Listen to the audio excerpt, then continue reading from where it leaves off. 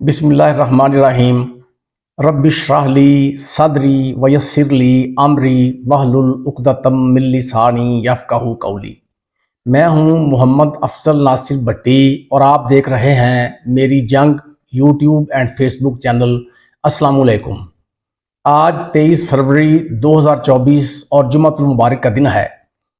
आज के इस व्लॉग में हम बात करेंगे NA 134 कसूर से पाकिस्तान मुस्लिम लीग नून के MNA राना मोहम्मद हयात खां और DPO कसूर तारिक अजीज़ सिंधु के तनाज़ा के बारे में। हम इस व्लॉग में बात करेंगे कि क्या राना हयात खां के पास DPO कसूर की माली करप्शन या कोई दीगर सबूत मौजूद हैं, और अगर वो सबूत मौजूद हैं तो वो किस नौइयत के हैं, और क्या उन सबूतों की बिना पर राना हयात खां ने अपनी प्रेस कॉन्फ्रेंस में जो दावा किया था कि वो DPO कसूर को हथकड़ी लगवाएंगे और उनको जेल भेजेंगे, क्या वो इन सबूतों की बिना पर इस दावे को पूरा कर सकेंगे। और इसके अलावा हम ये भी बात करेंगे कि अब इस हवाले से DPO कसूर की हिकमत अमली क्या है। क्या DPO कसूर ने मुकाबले का फैसला कर लिया है? क्या DPO कसूर डट गए हैं? और क्या महाज आराई में मजीद इजाफा होने जा रहा है? क्या कशीदगी में मजीद शिद्दत आएगी?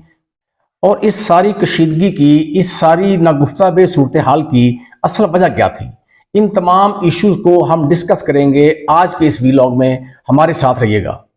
नाजरीन, आज का ये व्लॉग बाकायदा शुरू करने से पहले मैं आपकी खिदमत में एक गुजारिश करना चाहता हूँ कि सहाफ़ती असूल तो ये है कि अगर जितनी बड़ी कोई शख्सियत होती है और उसके खिलाफ जितना बड़ा या संगीन कोई इल्ज़ाम होता है तो उसी लिहाज से उसका वर्शन लिया जाता है और उसी तफसील के साथ उस वर्शन को बयान किया जाता है।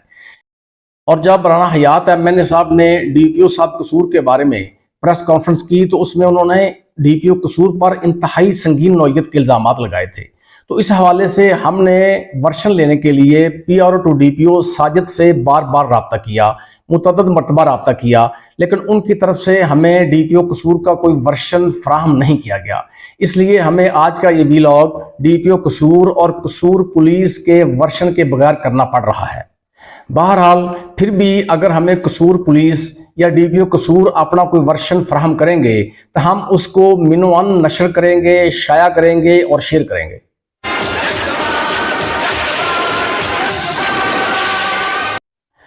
जी नाज़रीन, राना मोहम्मद हयात खां MNA ने को फूलनगर में अपनी अड़द पर एक धुआंधार और तहलका खेज किस्म की प्रेस कॉन्फ्रेंस की।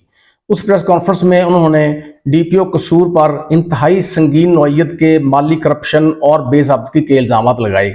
इसके अलावा उन्होंने दीगर SHOs और पुलिस पर सुस्ती, गफलत, लापरवाही, बताखोरी, रिश्वतखोरी और दीगर किस्म के भी इल्ज़ाम लगाए। इस प्रेस कॉन्फ्रेंस में उन्होंने जो सबसे अहम बात की थी वो ये थी कि उन्होंने चीफ मिनिस्टर पंजाब और IG पंजाब से मुतालबा किया था कि DMG अफसरान पर मुश्तमिल एक आला सतही कमेटी तश्कील दी जाए जो DPO कसूर की माली करप्शन और माली बेज़ाब्तगी के बारे में तहकीकात करे। इस प्रेस कॉन्फ्रेंस में राना मोहम्मद हयात खां ने यह भी कहा था कि कसूरवार साबित होने पर वो DPO कसूर को हथकड़ी लगवाएंगे और जेल भेजेंगे। इस प्रेस कॉन्फ्रेंस के बाद मैंने राना मोहम्मद हयात खां MNA साहब से फ़ोन पर बात की और मैंने उनसे पूछा कि जिन सबूतों की वो बात कर रहे हैं कि जिन पर आला सतही कमेटी तश्कील दी जाए वो सबूत कौन से हैं। मैंने उनसे बहुत ज़्यादा बात करने की कोशिश की, लेकिन मेरा ख्याल है कि वो पंजाब हुकूमत बनने से पहले उन सबूतों को आश्कारा नहीं करना चाहते थे। ताहम जो मेरी उनसे बात हुई और जो मैंने उनसे डिस्कशन की और जो मेरे पास इंफॉर्मेशन आई, जो मेरी नाकिस अकल के मुताबिक जो मैं समझ सका, उसके मुताबिक राना हयात खां के पास DPO कसूर की माली करप्शन और माली बेज़ाब्तगी और दीगर के ऐसे ठोस शवाहिद मौजूद हैं। अगर आला सतही कमेटी तश्कील दे दी गई और उस कमेटी ने इंक्वायरी शुरू कर दी तो फिर जो राना हयात साहब के पास 12-15 पॉइंट्स हैं DPO कसूर की करप्शन के, तो उनमें से ज़्यादातर पॉइंट्स ऐसे हैं, ज़्यादातर सबूत ऐसे हैं जो कि आसानी के साथ साबित हो सकते हैं। ये मेरी नाकिस अकल के मुताबिक है। जितना मैंने समझा, जितना मैंने सोचा, मैं ये अपने लेवल पे बात कर रहा हूँ कि जो मैंने देखा, जो मैंने ये समझा कि वो जितने सबूत हैं उनमें इतनी जान मौजूद है اور رانا حیات صاحب اسی لیے اتنے پرجوش ہو کر، اور ان کی باڈی لینگویج آپ دیکھیں کہ وہ بڑے کانفیڈنٹ کے ساتھ بات کر رہے تھے کہ اعلیٰ سطحی کمیٹی تشکیل دی جائے اور وہ انکوائری کرے. اور وہ جب میں نے ثبوت ان سے سنے، تھوڑے بہت، پورا تو نہیں میں سن سکا، لیکن جتنے میں نے ثبوت ان سے سنے ہیں، جو باتیں ان سے میں نے کی ہیں، اس کے مطابق وہ ثبوت ایسے ہیں کہ جن پر ڈی پی او قصور کے خلاف وہ ثبوت ثابت ہو سکتے ہیں آسانی کے ساتھ. اور ان میں زیادہ تر ثبوت ایسے ہیں جو پہلے ہی ضلع قصور کے بچے کی زبان پر ہیں. وہ کرپشن کی ایسی داستانیں ہیں جو اکثر لوگ آپس میں باتیں کرتے ہیں، جو زبان زد عام ہیں. اور میری اطلاع کے مطابق رانا حیات صاحب کے پاس 2-3 پوائنٹس ایسے ہیں، 2-3 ثبوت ایسے ہیں، اور اگر وہ انکوائری ٹیم ان پوائنٹس کو آن دی ریکارڈ لے آئی تو ان کے آن دی ریکارڈ آنے سے ہی ڈی پی او قصور کی شہرت کو کافی نقصان پہنچ سکتا ہے. میں کوئی بڑی بات تو نہیں کرتا، اگر میں ہلکی آنچ پر رکھ کر بات کروں تو اگر یہ انکوائری شروع ہوتی ہے جس طرح رانا حیات صاحب کہہ رہے ہیں، اور میرا خیال ہے کہ رانا حیات صاحب اپنی بات سے پیچھے نہیں ہٹیں گے، وہ اس انکوائری کو شروع کروا کر ہی چھوڑیں گے. اور اگر یہ انکوائری شروع ہوتی ہے تو پھر ڈی پی او قصور کو پریشانی کا سامنا ضرور کرنا پڑ سکتا ہے. بہرحال چونکہ ہمارے پاس ڈی پی او قصور کا ورشن نہیں ہے، اس لیے ہم ان کا ورشن بیان نہیں کر سکتے، اسی لیے مجبوری میں ہمیں صرف اپنا ورشن ہی بیان کرنا پڑ رہا ہے.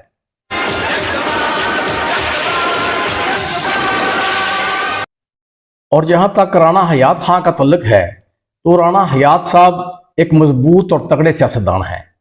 وہ اپنی بات سے کبھی پیچھے نہیں ہٹتے، جو کہتے ہیں وہ کر کے دکھاتے ہیں.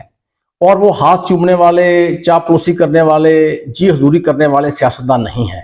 وہ ٹکر کی سیاست کرتے ہیں. وہ اپنے ووٹرز کے لیے، اپنے حلقے کے عوام کے لیے بڑی سے بڑی قوت سے، بڑے سے بڑے افسر سے ٹکر لے لیتے ہیں، ان سے ٹکرا جاتے ہیں، اور پھر وہ کسی قسم کے نتائج کی پرواہ بھی نہیں کرتے. کیونکہ رانا محمد حیات خان ایک عام سیاستدان نہیں ہیں، وہ ایک طرز سیاست کا نام ہے، وہ ایک سکول آف تھاٹ کا نام ہے. اور رانا خاندان ضلع قصور کا سب سے بڑا سیاسی خاندان ہے جو سال ہر سال سے ضلع قصور پر حکومت کرتا چلا آیا ہے. اگر ان کا ووٹر مطمئن ہے تو پھر رانا حیات خان بھی پرسکون ہے. اگر ان کا ووٹر غیر مطمئن ہے تو پھر رانا حیات کبھی بھی سکون نہیں کرتے. وہ ان کے لیے، ان کے مسائل کے حل کے لیے ایڑی چوٹی کا زور لگا دیتے ہیں. وہ افسران کی آنکھوں میں آنکھیں ڈال کر بات کرتے ہیں. ان کی سیاست کا پورا محور ان کا ووٹر ہے. ان کی سیاست کا تمام اوڑھنا بچھونا ان کا ووٹر ہے، ان کے حلقے کی عوام ہے. اس کو مطمئن کرنا، ان کو انصاف کی فراہمی کرنا، ان کی داد رسی کرنا، یہ رانا حیات خان کی اولین ترجیح ہے.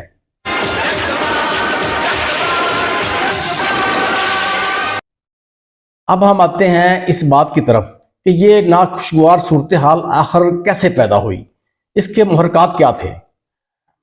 18 فروری کو رانا محمد حیات خان جاتے ہیں مقتول چودھری رشید کے گھر میں، جس کو ڈکیتی کے دوران قتل کر دیا گیا تھا، اس کا افسوس کرنے کے لیے.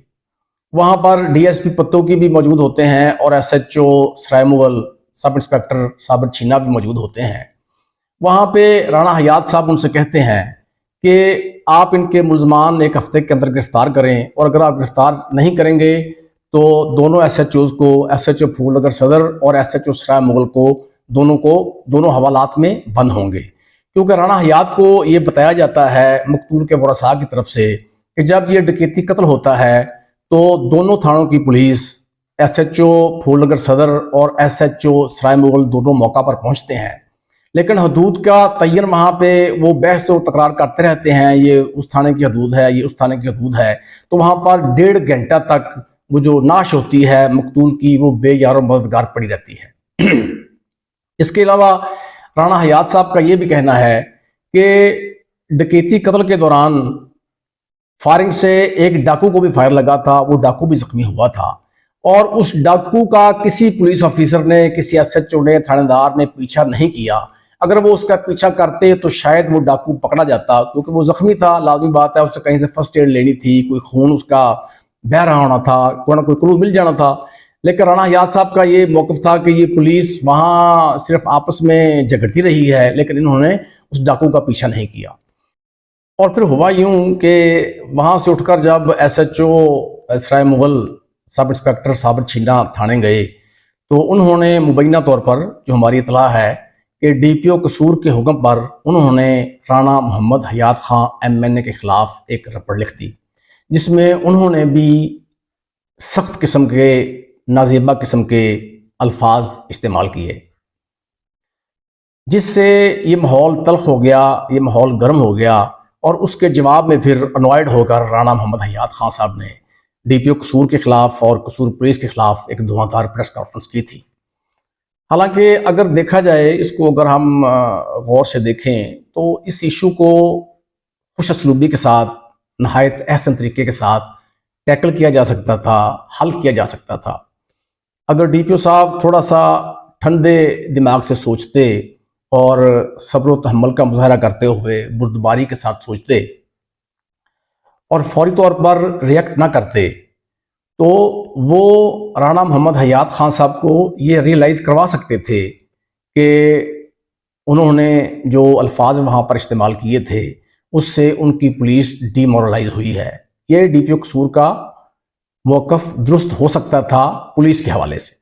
हालांकि अगर हम राणा हयात साहब की बात करें, आप देखें ना कि राणा हयात एक एमएनए हैं, अपने हल्के के मजबूत एक तगड़े एमएनए हैं।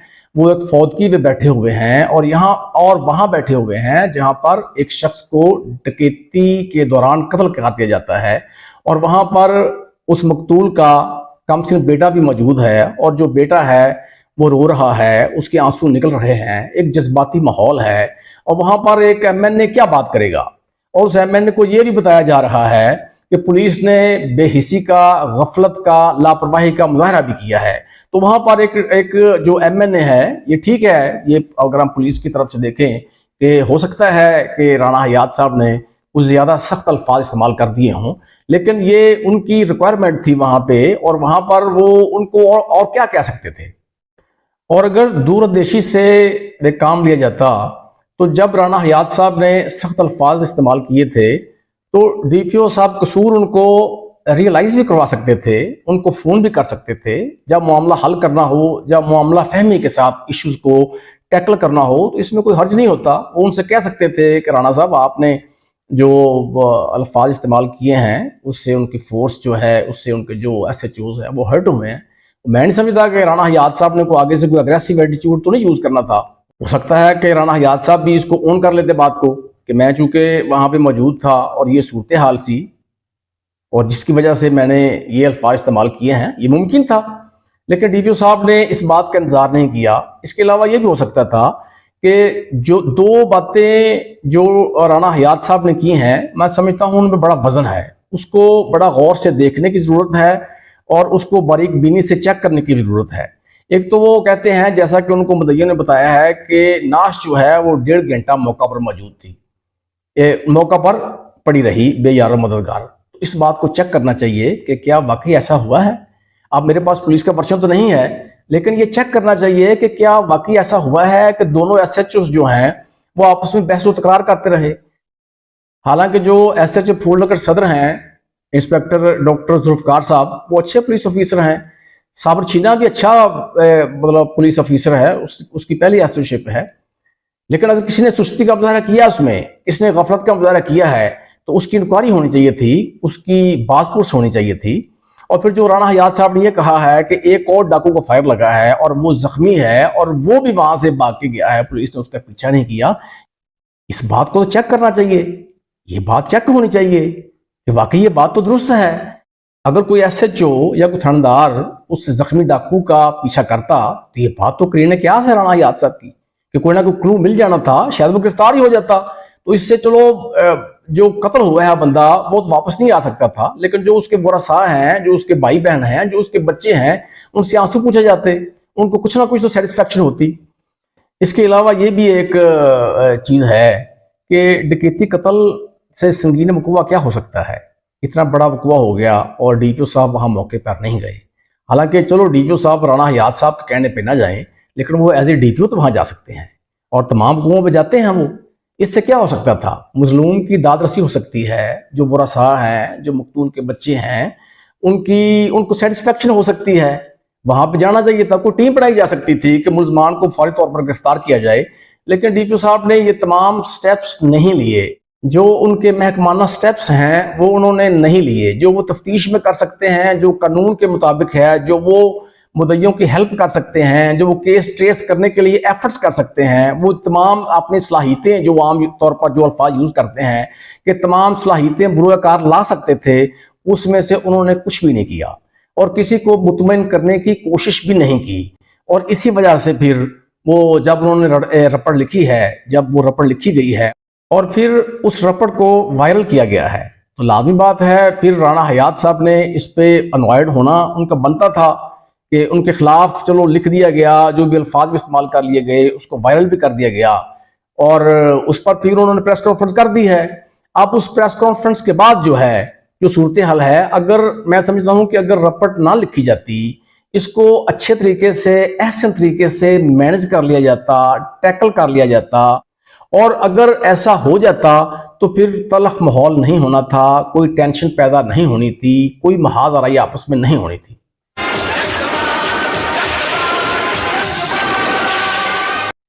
اور اب ہماری اطلاعات کے مطابق اب اس ماحول میں مزید تلخی پیدا ہونے والی ہے، یہ صورتحال مزید خراب ہونے کا خدشہ پیدا ہو گیا ہے، کیونکہ ڈی پی او صاحب قصور نے شاید مقابلہ کرنے کا فیصلہ کر لیا ہے، انہوں نے بھی محاذ آرائی کرنے کا فیصلہ کر لیا ہے۔ انہوں نے ایک تو یہ کیا ہے کہ یہ ہماری اطلاعات ہیں، انہوں نے ایک تو یہ کیا ہے کہ اپنی تمام جو ان کے ایس ایچ اوز ہیں، دیگر تھانے ہیں، ای ایس آئیز ہیں اور دیگر جو پولیس ہے، ان کو یہ باقاعدہ ٹاسک دے دیا ہے کہ وہ تمام کے تمام سوشل میڈیا پر ڈی پی او قصور کی فیور میں، ڈی پی او قصور کے حق میں، ڈی پی او قصور کے جو احسن اقدامات ہیں، جو ان کی بہترین کارکردگی ہے، اس کو شیئر کریں، اس کو اجاگر کریں۔ چلو اس حد تک تو ٹھیک ہے، یہ ہو سکتا ہے کہ وہ ان کے کمانڈر ہیں اور وہ اپنی پولیس کے ہیرو ہو سکتے ہیں، ان کی پولیس ان کو ہیرو قرار دے سکتی ہے، بہترین کمانڈر بھی قرار دے سکتی ہے، لیکن جو خوفناک صورتحال ہے، جو خطرناک صورتحال ہے، وہ محاذ آرائی والی، وہ یہ ہے، یہ بھی ہماری اطلاعات ہیں، یہ ہماری خبر ہے کہ قصور پولیس نے ایک سٹیٹمنٹ بنائی ہے جس میں رانا محمد حیات خان ایم این اے صاحب کی کردار کشی کی گئی ہے، ان پر سنگین نوعیت کے الزامات لگائے گئے ہیں، اور اسی تحریر میں ڈی پی او قصور کی کارکردگی کے حوالے سے، ان کی اچیومنٹس کے حوالے سے بیان کیا گیا ہے۔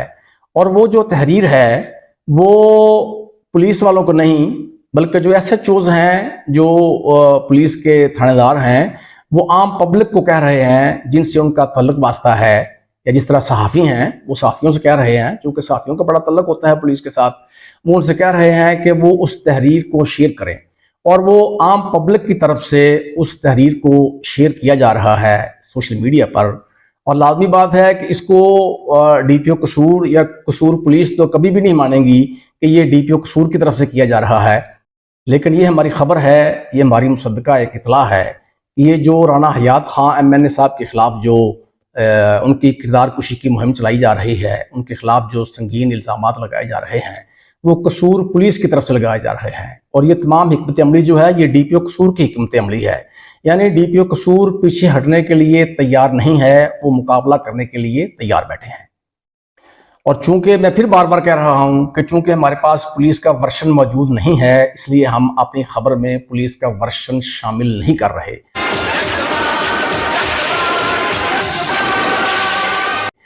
بہرحال ضلع قصور کی یہ ابتر صورتحال، یہ گمبھیر صورتحال کوئی نیک شگون نہیں ہے، کوئی اچھا شگون نہیں ہے۔